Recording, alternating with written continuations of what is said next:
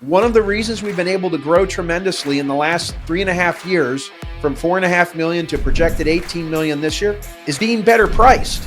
And you want to find the spot right where you're making your money and you're bringing tremendous value to the client. Our growth the last 4 years has come from specifically, without any question whatsoever, knowing what we need to do more of and knowing what we need to do less of. Well, good morning, good afternoon, good evening, whatever the case may be. This is Marty Grunder from the Grow Group and Grunder Landscaping Company, bringing you another impactful episode of The Grow Show, powered by Steel. This week, we're going to talk about production hours. Yes, production hours may not sound too exciting, but you're going to want to stick through it with this one, folks. I got a lot to share and some great teaching points. But first, a reminder, you can get the latest edition of The Grow Show delivered to your phone, tablet, or computer by subscribing wherever you get your podcasts, or watch us on YouTube for an enhanced learning experience. The Grow Show is the greatest thing since Headway. It's an app, ladies and gentlemen, that summarizes books, and I absolutely love it. When I do my walks, which are anywhere from 15 minutes to an hour, sometimes 2 hours, even sometimes 3 hours, folks, when I really need to get in some mega steps, I get some really solid takeaways listening into books they summarize in 15 minutes, bite-sized pieces.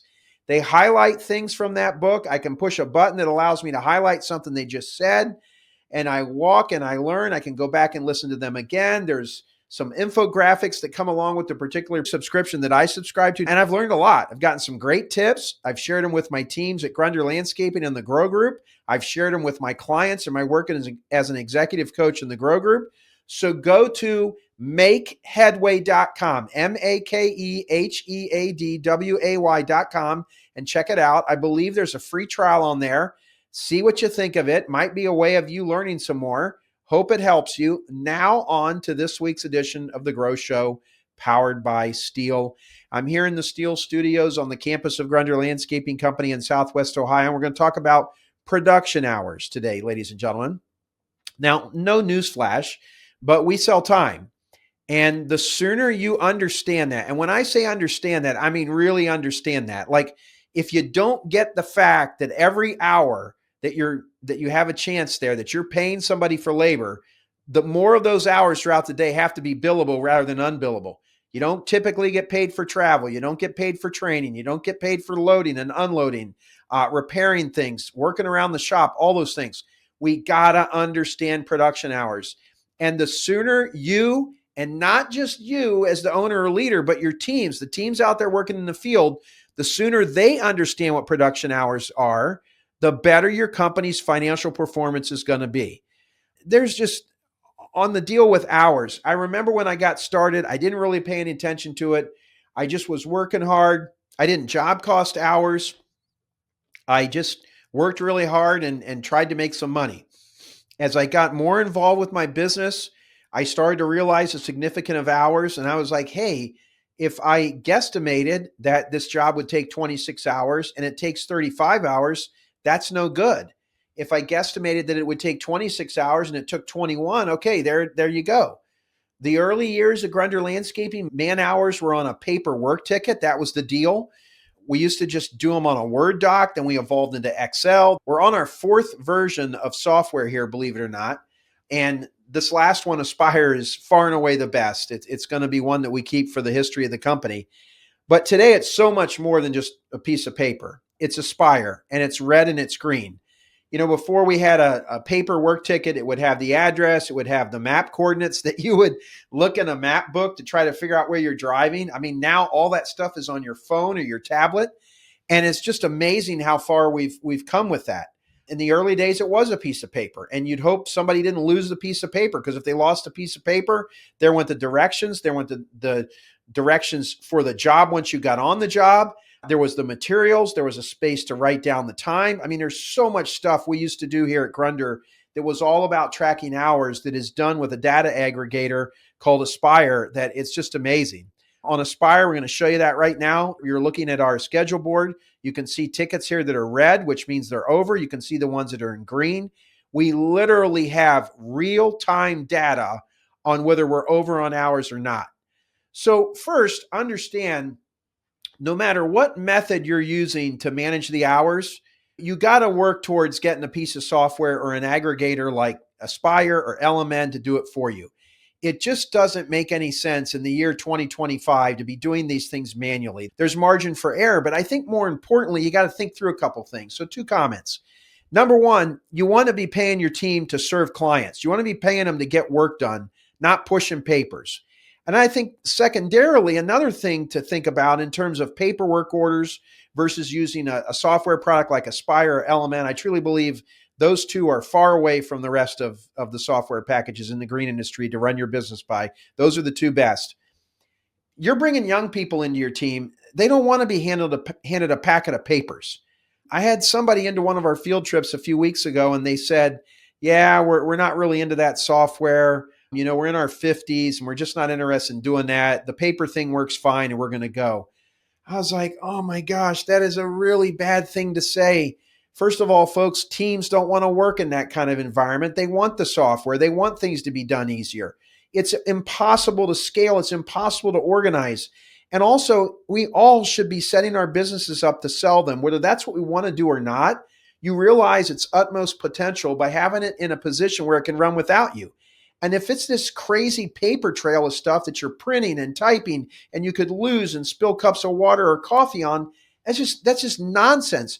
Imagine if you went to Chick-fil-A and you had to write out what your order was and hand it to somebody and they had to read it before they started cooking. It'd take you an hour to get a chicken sandwich out of the drive-thru.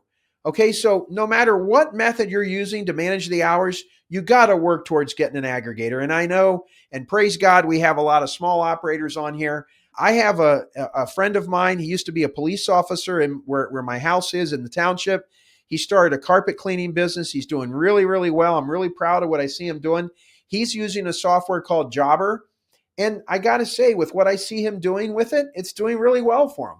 Now, I don't believe it's doing elaborate job costing or anything like that, but even that is a start towards something else, folks, okay?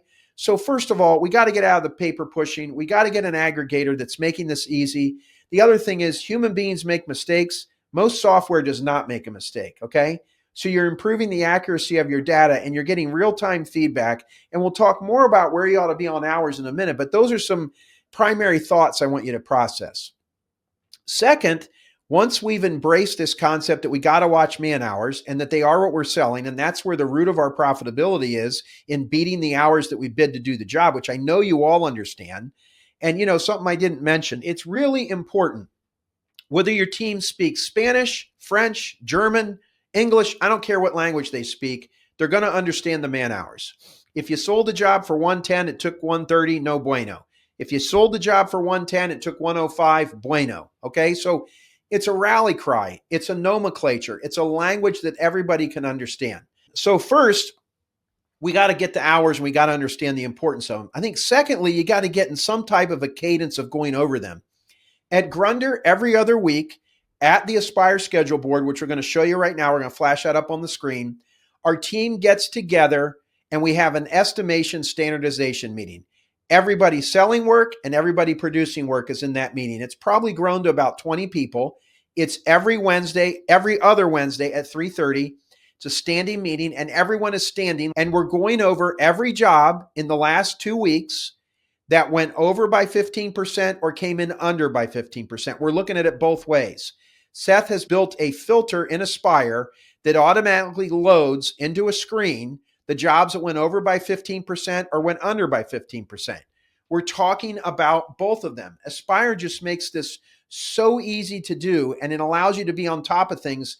And this is important for several reasons. Number one, it's important that you're going over the hours that went over so we find out why. Do we need to buy a particular piece of equipment to improve the production rate? Why did the jobs go over? Was it too wet? Was the drawing wrong? Were there not good notes? Is this a cleanup job or something that we do for a client every year? You got to capture that, go into the bid for the next year and get the bid right then so you don't make that same mistake next year. I can't tell you how many companies I see that just keep repeating over and over the mistakes and they just keep going over this. So this estimation standardization is good for that. The jobs that went under, we get concerned. And this is a mindset that Seth brought to us.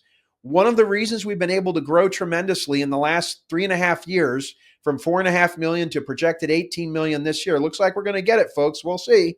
Is being better priced. And you want to find the spot right where you're making your money and you're bringing tremendous value to the client. So we got to be watching hours. If we bid a cleanup for 80 hours and it only took 52, maybe you keep the 28 hours that you went under on. Maybe you keep it this time. Maybe you go back, you do some extra things. Maybe you give them a rebate. That's up to you. But next year, bid the thing closer to the 52 that it took and go to the client and say, hey, we can do this cheaper. You're trying to gain clients and you're trying to keep them. And when you overcharge people, folks, it's going to come back to you. So, that estimation standardization, that's pretty much the gist of it.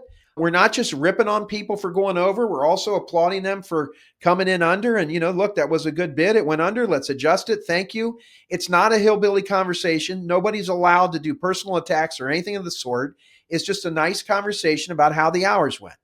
So hours, ladies and gentlemen, is where you make your money. All right. And in these estimation standardization meetings, or whatever you want to call them and do them, you got to be eliminating multiple mistakes. Record the mistakes, eat it, learn from it, make the changes, and go on. Again, that profitability and that perfect spot where you're making your money and giving the client a high degree of value, that's where our growth has come from, and I hope you'll focus on that. So we wrap up this in a short edition of the Grow Show powered by Steel on production hours. I have a few more comments to make. The best, most organized, thriving landscaping companies pay their teams based on the profitability of the jobs, and most of that is in the hours. Our teams are getting paid on our overall profitability, the hours they work, and the on-site time. At the end of the day, good managers make good decisions with good information. And a whole team has to be focused here, folks, so learning can go on. Production and sales. What jobs should we bid more of based on what we're seeing and analyzing our production hours? What jobs should we bid less of? We've just made some new purchases in the snow removal arena, some sidewalk removing equipment that we think is really going to help us. We think it's worth it. Yes, it was a lot of money, but based on the hours that we spent doing it, we don't think it makes much sense to do that. There was a grant through the state of Ohio Workers' Comp. We were able to buy a couple material handling buggies that we bought that have helped us out a ton as well. So having a dialogue around your hours, success leaves clues, so does failure. Most people think, well, when I screwed something up, I can really learn something from that. You can also learn something from something that went well. And I think it's important to be sprinkling both lessons throughout your company. What are the common traits? We have found that if the job is under $7,500, we have a really hard time making any money at all on a job like that. So our minimum job now is $7,500. Now, if you're an existing client and you want one red maple plant in your backyard, we're going to do it. But for new clients, and some of you may think we're nuts for having it that high of a minimum, but because of us digging into our hours and knowing where the sweet spot is for us, we know that, it may sound ridiculous that we tell somebody at the minimum $7,500, but if we don't make money doing a $5,000 first-time job for someone, why would we do it? There's just so much learning that can go on here, folks, with production hours. So I hope in a small way I helped you today. Get the focus on production hours. Get a cadence of communication on the production hours where people can learn from them. And it will take time. I mean, our first steps in sharing man hours was a written dry erase board that we would write if they were good or bad, and we'd circle it with a green or a red marker. It was primitive, but it worked. And we're not doing anything different today. We're just using a data aggregator by the name of Aspire to process it. And it's where all the drive comes. Our growth the last 4 years has come from specifically, without any question whatsoever, knowing what we need to do more of and knowing what we need to do less of. And if you don't know your hours, folks, you're flying blindly.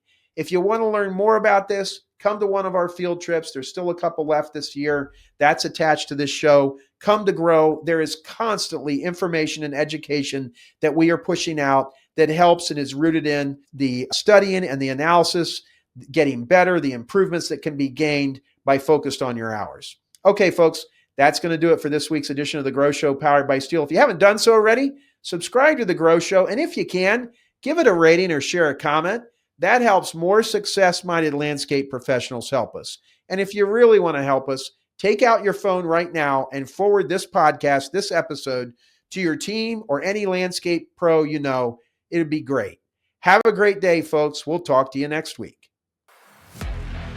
Join Marty Grunder and the Grow Group team for the annual event for landscape pros. Grow 2026 will be held on February 10th through 12th, 2026 in Dallas, Texas, and feature a behind-the-scenes tour of complete land sculpture alongside breakout sessions diving deeper into the topics we cover each week on The Grow Show. Early bird pricing ends on November 1. Register this month to lock in the best rate.